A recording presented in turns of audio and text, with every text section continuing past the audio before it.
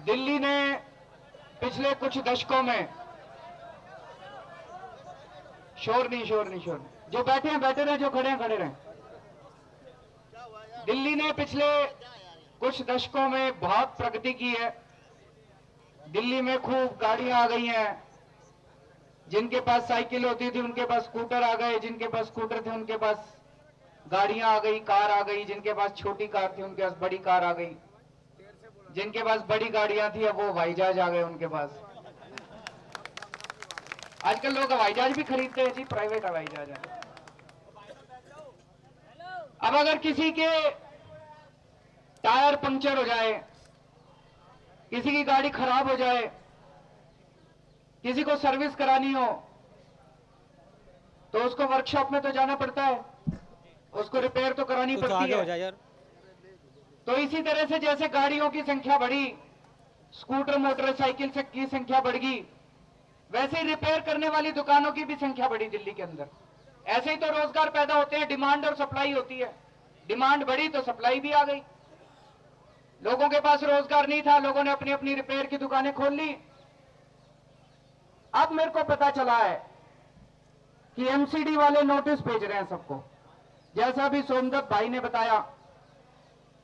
अलग अलग कारण बता रहे हैं। किसी को कह रहे हैं भाई ग्रीन ट्रिब्यूनल का ऑर्डर है, किसी को कह रहे हैं नॉन कंफॉर्मिंग एरिया है, किसी को कह रहे हैं रेजिडेंशियल एरिया है, और किसी को तो कुछ भी नहीं कह रहे। जैसे कई ऐसे भाई मेरे को मिले जिनका कॉमर्शियल एरिया में दुकान है, उनके भी नोटिस आ गए भाई सील करनी है। तो दोस्तों पहली चीज तो मैं ये कहना चाहूंगा, दिल्ली के अंदर जी वैसे ही बड़ी मुश्किल से रोजगार मिलता है। सरकार अगर रोजगार नहीं दे सकती तो कम से कम सरकार को किसी का रोजगार छीनने का अधिकार तो नहीं है।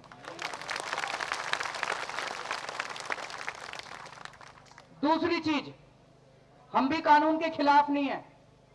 जो कानून है हम मानने को तैयार हैं। मैंने कई सारे भाई आए थे मेरे से मिलने, मैंने उनसे पूछा, उन्होंने कहा जी कुछ लोगों की दुकानें रेजिडेंशियल एरिया में है, ठीक है हम बंद करने को तैयार हैं, लेकिन हमको कोई और ऑल्टरनेटिव जगह तो दो। गलत तो नहीं कह रहा जी? हमारा रिहेबिलिटेशन तो करो। जैसे जब पहले भी सीलिंग हुई थी तो उनको कोई और दी जगह, किसी को बवाना भेजा, किसी को कहीं भेजा, तो उन्होंने कहा कोई और जगह तो दो हमको और टाइम तो दो। ये थोड़ी कि भाई आज नोटिस भेज दिया 3 दिन बाद सीलिंग कर दी, उनके बच्चे भूखे मरेंगे। ये तो गलत बात है। तो अगर किसी कोर्ट ने ऑर्डर भी करा है तो सरकार की ये जिम्मेदारी थी वहां जाके कहना कोर्ट को कि भाई 6 महीने 1 साल का टाइम लगेगा, हम इनको कहीं और बसा रहे हैं और हम इनको कहीं और बसा के तब तक हम इनको धीरे धीरे शिफ्ट करें।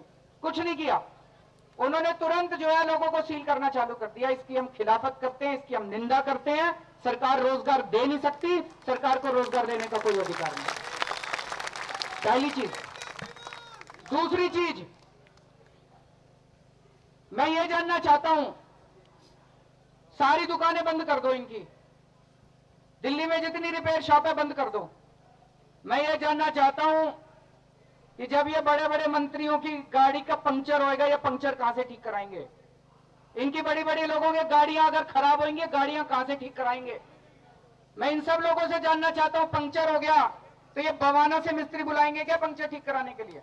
आदमी तो पास ही चाहिए कोई। गलत तो नहीं कह रहा जी? कोई पास में ही आदमी चाहिए। ये भी समाधान ढूंढना पड़ेगा। ये ना कर देना कि ये सारी बंद कर करके किसी को नरेला के गांव में भेज दो, किसी को बवाना के करना तो पास ही, उनको जगह तो पास ही देनी पड़ेगी सबको काम करने के लिए। तीसरी चीज, कुछ लोगों के खिलाफ शिकायत है, भाई ये पोल्यूशन फैलाते हैं, नॉइज पोल्यूशन करते हैं।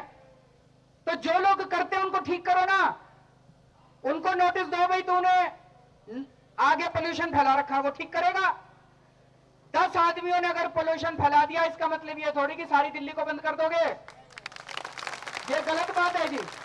और जिन 10 लोगों ने पोल्यूशन फैला रखा है उनको भी सुधरने का मौका दो, उनको नोटिस भेजो, पेनल्टी लगाओ, उनको कहो भाई सुधर।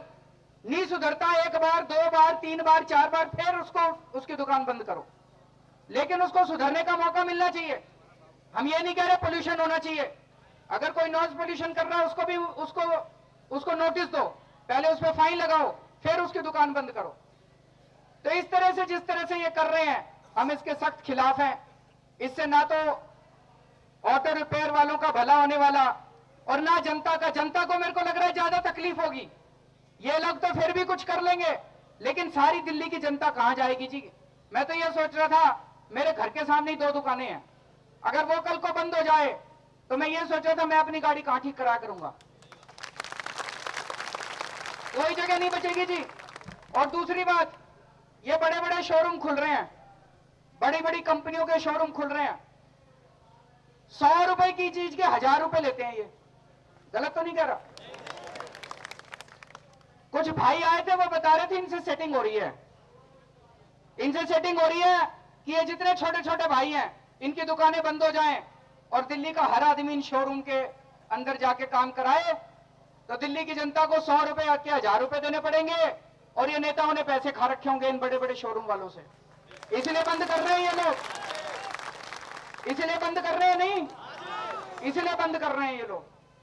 हर जगह भ्रष्टाचार है, हर जगह भ्रष्टाचार है। तो यहां मैं ये कहने के लिए आया हूं, जो जायज बात है कि अगर कोई रेजिडेंशियल एरिया में है, लोगों को तकलीफ है, ठीक है उसको हटाओ। आसपास जो भी कमर्शियल एरिया है उस कमर्शियल एरिया में उसको जगह दो, वो अपनी दुकान चलाएगा, उसकी रोजी रोटी भी बचेगी और आसपास के लोगों को सुविधा भी होगी। अगर कोई कमर्शियल एरिया में काम कर रहा है, पोल्यूशन फैलाता है, उसको नोटिस दो, दुकान सील मत करो, ऐसे उसको नोटिस दो, उसको ठीक करो। एक बार में 2 बार में नहीं सुधरता तब उसकी जाके दुकान कैंसिल करो। तो इस तरह से हमें समाधान निकालना पड़ेगा। हम आपकी लड़ाई में आपके साथ हैं। आप लोगों ने मेरे को बुलाया, आज अपने बीच में बोलने का मौका दिया, बहुत बहुत शुक्रिया। भारत माता की इंकलाब।